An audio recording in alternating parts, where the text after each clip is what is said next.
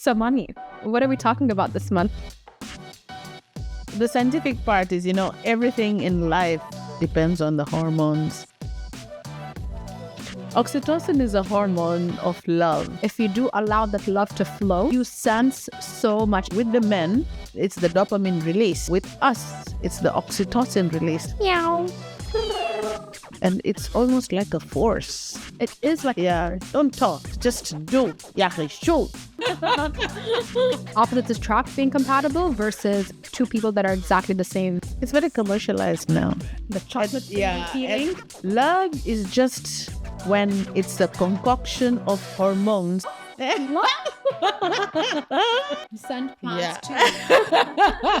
Oh, I love Chinese. I love whatever, Mexican. I love, that's how it goes. She's talking about food. Yes, I'm talking about food.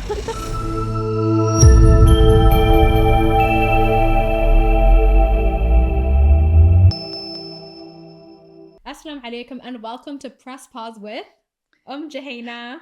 Hi. So, Mani, what are we talking about this month?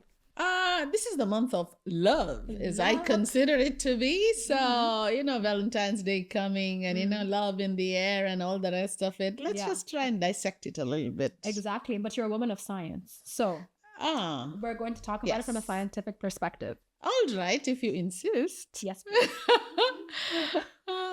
Okay, now the scientific part is, everything in life depends on the hormones. Women know it better than the men comparatively, but it's hormones. Now, the love hormone, as it's called, is called oxytocin. Oxytocin is a hormone of love, and it's also called as the cuddle hormone or the cuddle chemical. Yeah, this one is enhanced. It's available both in men and women. But with men, it is enhanced by the sense of touch, the feel, all the flirtatious behavior during courtship and all that. It's all oxytocin in action. And oxytocin also is the hormone for childbirth and lactation. Having said that, while lactating, a woman feels the same kind of intimacy that she feels when she's being intimate with the partner. And that is kind of the trick, is how science, or rather nature, maneuvers itself. Because at the time of childbirth and post-childbirth, like postnatal, women are in such a traumatic state and they have to recover from so many aspects, including all the surge of hormones and everything and the cascade of emotions and everything. So oxytocin helps in that, in the sense it kind of neutralizes or makes it fun to feed the baby. At the same time, it also contracts the uterus. That's why they insist that you should feed your baby. It's written in the Holy Book as well, in the Holy Quran, that at least for 2 years. Because all this aids in contraction of the uterus. The uterus contracts when you're being intimate with your partner, and also it contracts postnatal to bring things back to how they were before you got pregnant. And that is a lot quicker when you breastfeed. And that's why breastfeeding is promoted. And there are so many other reasons besides that, So for me, I feel love is just when it's a concoction of hormones working in synchrony to make you feel good. It's different with men and with women.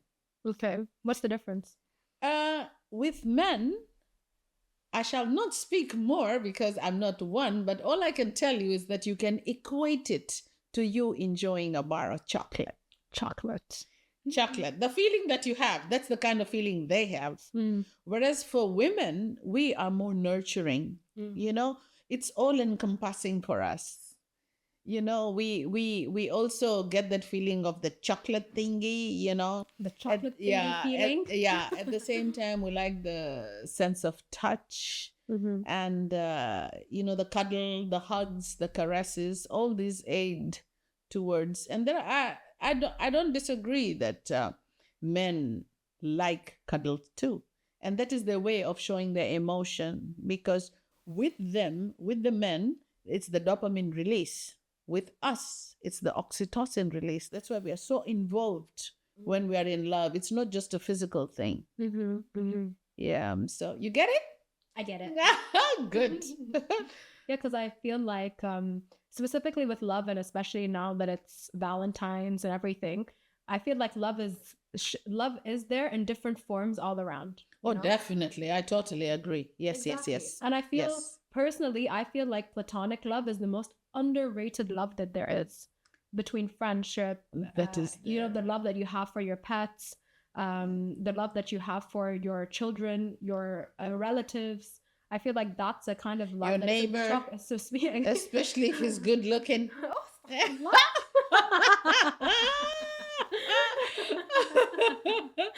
Yeah, I mean, so but that's romantic love, ma. I'm talking about platonic love. It's platonic. What would you do with a neighbor? You just look and smile.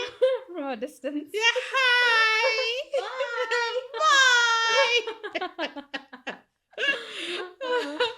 Yeah. So, yeah, no, I totally agree about the platonic part. And yes, that is actually even more healthier, and it is less of an effort to maintain platonic love, according to me. Because when it is that other love, that desire, that passion, that this thing, you have to really work hard. Yeah. And constantly you'll be expecting the same level, and your partner too, that your relationship should be as juicy as it was before everything tapers off. And you have to constantly be struggling to maintain that level, and it should be mutual. You two should be in sync at all times. It's kind of hard work, which some people get lazy at a point in time. Exactly. And I feel like the more time you spend with somebody, the more in sync you become. Yes. Having said that, especially if you are both open to that. Yes. If there's a blockage on one side or somebody pulling back, obviously not. But if you do allow, and that's my experience anyway, if you do allow that love to flow in every sense, you sense so much. Even if they're not around me and something is going on, I'm like, what happened? Why? I feel like you're not having a good day. How will I know that? No idea. But you can just feel it. Or if they're having a really good day, I'm like, I just feel great today. Like it's more, there's something underlying, and it's because that connection that you have with your partner, you can just feel what they're feeling. At least that is literally how I feel. So if they're going through a tough time, I feel it, which really sucks. But if they're having a good time as well, like I just feel even more elated. Like it's a different kind of vibe. Yeah, that's where commitment comes in, and the telepathic relationship, which when nurtured, it definitely is there when you're in sync with your partner. Yeah, but it's work. Yeah, it's a lot of work. Consistency again, discipline again. Communication, healthy communication. It could be abusive. Yeah. So it's healthy communication, and all these, mixed together, you grow together. Even your love grows as you grow. And some priorities also will change.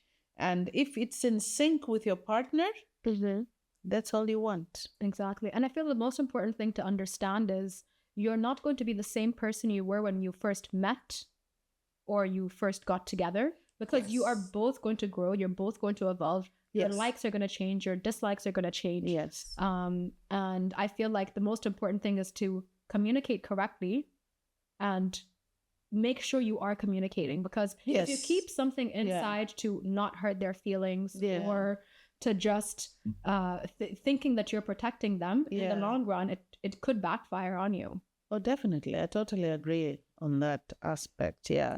It's because love, you see, it's a strong feeling of emotions, and it's almost like a force. It is like a force. It is almost like a force. So if you should know how to deal with it, since it's an energy, you will know how to either what do they call it? Boost the flame, or, make it even more, or you kind of keep it subdued a little bit, depending on how in sync you are with your partner or what the nature of your partner is. He could be a very active person and you could be the docile one, or the quieter one, or the other way around. And this neutralizing and everything needs work. Yeah. So that it's in equilibrium. And that balance always goes up and down. So it's a constant commitment towards so-called perfection, which never exists. Now, when we accept that that perfection will never exist, but you're striving towards it, that's love. Strive towards it. I would never call it a struggle. It's striving for that perfection and contentment, happiness, and satisfaction in your relationship. And doing that is work, just like everything else. Work. Discipline, consistency, all these things. Just like how you do yoga, you work on your love. So for those who don't know, Mom is obsessed with yoga. That's why there are always going to be yoga references. So yeah, but yeah, I agree. And what are your thoughts on opposites attract? Opposites attract. Or do you feel like people who are like copy paste of each other are more compatible? What is your take on opposites attract being compatible versus two people that are exactly the same being together? I believe opposites attract. Because why I say that is a perfect example I can give you with love that was really predominant and almost ideal was with my parents, my mom and my dad. My mom is the talkative one. She's the naughty one. I hope she won't mind me saying that. Whereas my father, she's verbal, you know. And my father, I'm shocked. My father is the quiet person, that human being, you know, who just doesn't speak much, and his action speaks much louder than his words, which is most respected. You know, that trait, I love it. Don't talk, just do. 𝐬𝐮𝐬𝐜𝐿. You know, that's the thing. So yeah, those two, it kind of worked out. It was wonderful. And of course there will be ups and downs, and they were working on it, both of them, in their own unique ways, to bring about synchrony and bring up their girls in a better way, you know. So it was good. So basing that as an example, I would say opposites attract because they seemed to have reached that so-called equilibrium comparatively effortlessly. You know, it was not like, oh, I have to, you know, this, that, whatever. And he just used to laugh whenever she really used to get angry or something. He would just be like, you know, laughing like what to do, you know, but very quiet. And Mom was the other way around, very verbal, vocal. I mean, knowing how Nania is now, it's hard for me to visualize that Nanima was loud and talkative. Truly. We've inherited it from my grandma. My grandma was loud, vocal, yani a woman. And then Mom got it. And when I started becoming what I am, my father said, oh, she got it in her inheritance. You know, she has inherited it. So that's how it gave is. It to me. Yeah, it's coming. Yeah, because compared to the my other two younger siblings, I feel like it's the same. Like, I got the inheritance. Yeah. Definitely. I feel that. Yes. So what else do you want to talk about love, Ma? You have a full cue card. Love. Like, you know, what I was saying about love being a cuddle hormone and, you know, all that. That is just what people think about, you know, like especially during Valentine's Day, there's all these roses and all these chocolates and stuff. Yeah. It's very commercialized now. Real love? You don't need to portray all this. Yeah. You bring me all the flowers in the world, but if you don't treat me good, babe, no. Yeah, I agree. Yeah? I think the love and respect should be shown 365 or 366 days of the year. Not just on that one day. Exactly. And most importantly, especially between partners or love of any sort. Yeah. It has to be respect-based. There should be self-respect and there should be mutual respect between the two. Once that is gone, khalas, there is no patching it. You know, trust, respect, commitment. Yeah. There's an array, a cascade of adjectives that I could link with love. But these are the most important ones, you know? So that's what I consider love to be. And slight, how do you say? When you show your affection, like a hug, or, you know, you just hold one another or cuddle or watch a movie together and all this, that's definitely required. Quality time. All the time, and you have to give it in doses so that you always remember that, and that's your oxytocin release again. Exactly. When the touch, the feel of touch, the cuddling, the everything is all just a release of oxytocin, both for men and women. So that's how it is. What love language do you have? What do you think your love language is? A lot of cuddles, man. Oh, you love physical touch? Oh yeah, baby. I didn't know that. I didn't know that about you. Meow. Yeah. I didn't know that about you. Yeah, a lot of that. A lot of that, just as a reminder. It doesn't have to be that excessive, Yeah, just like a pat here. A mixture, so that I'm reminded that there is some kind of affection coming from there, a sprinkling of love, a sprinkling of appreciation, So all that, it has to be a constant reminder in all those forms. Yeah, all those 5 things that you mentioned. Yeah, I do believe it needs to be a mixture of all of them. In sync and in good concentrations. Different people are different. Yes. Some would prefer this compared to that, but it should all be there in varying doses. Yeah, that's what I believe. I realized that my love language is acts of service. And it's because I'm always so busy. I'm on the go. I'm working. I have 3 dogs. I have so much to do with the podcast. I'm trying to make sure I have my health in order. Yeah. So for me, if I need a task done or just something small like, oh, I forgot to do something, and then you're like, oh, I'll actually get that for you, and don't worry about it. Love. Yeah. That for me is the most important thing, because it just shows me that you want to make my life easier. Yes. So that for me is how I feel loved, Love, as I know it, in simple terms, is just an act of give and take. And make sure the give is not too much. The take also is not too much. Don't just give. Don't let it be one way. You're giving. The other human is taking. And that is when you will be taken for granted.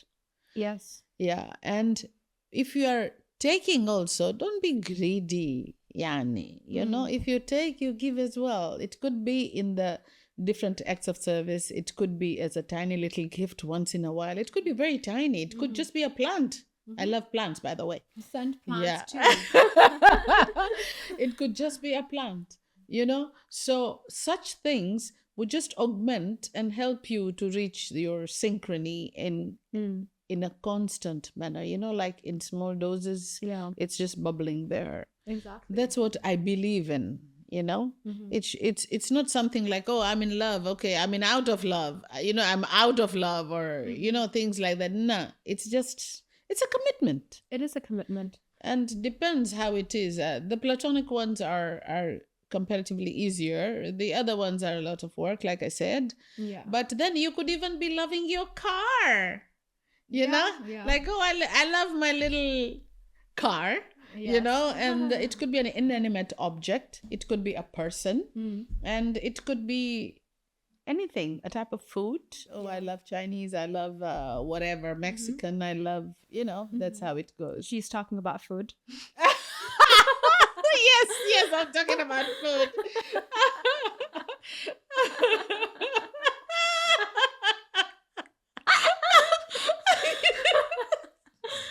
I can read your mind. I know, but that's what I said just before then, right? I don't know. I said it depends on what you like to eat. I think I said that. Okay. But you are naughty. No, I'm not naughty,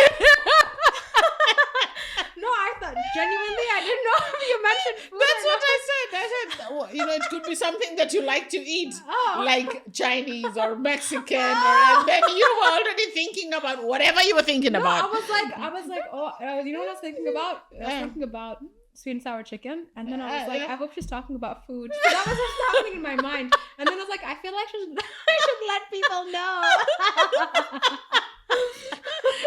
Because I when you started mentioning food, I was like going through it in my head, and I'm like, but do they know she's talking about food? Anyways, okay, mommy, I think this is a good way to end this part of the episode.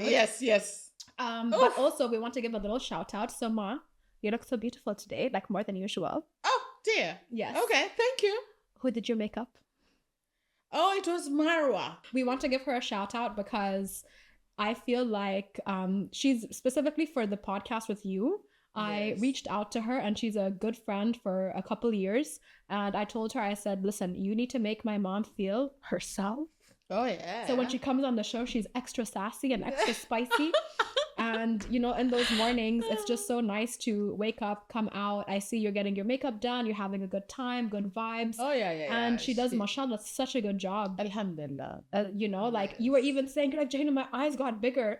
Magic. Like the woman is magic. So mashallah. We just wanted to take a moment to say thank you, Marwa. Also, she did my face as well. Look at this. It's her and Dr. Hasia. Look at this perfection. But yeah, we just wanted to take a moment to give her a shout out. You know, she's an amazing makeup artist, and we're going to make sure we add her Instagram below and a link to her Instagram as well, because she deserves all the love, all the recognition, and she's so talented. She works with Skin Like Mine, Skin Like Moms, which is just a little bit more mature, and she makes you look 30 years younger in my opinion. Thank you. So yes, Marwa, thank you for everything that you do. We love you. For the upcoming week, this is where we answer questions that you have sent in. We're going to be covering topics on platonic love, self-love, and then romantic love. And stay tuned, and here's a sneak peek for next week. Please do not forget to like, subscribe, share, and comment. I love you, but you don't make me scream like Nani Mazla. Communication now, there's instant gratification. I feel friendship breakups are more heartbreaking than romantic breakups. You met them once, and you were like, no. Block them, khalas, you're out of my life. You should learn to take hints, huh? She doesn't like you. We cannot be friends. For no reason. What are your thoughts on platonic love? Halal. Yes. The harder thing to do is actually to say, hey, we need to talk. Don't start something that you can't finish. People need to know where buchu comes from. That's the word. Yes, that's the word. Inglesi. Like, it should be something that will benefit you. The fact that they're so threatened of me, I'm like, oh, thank you.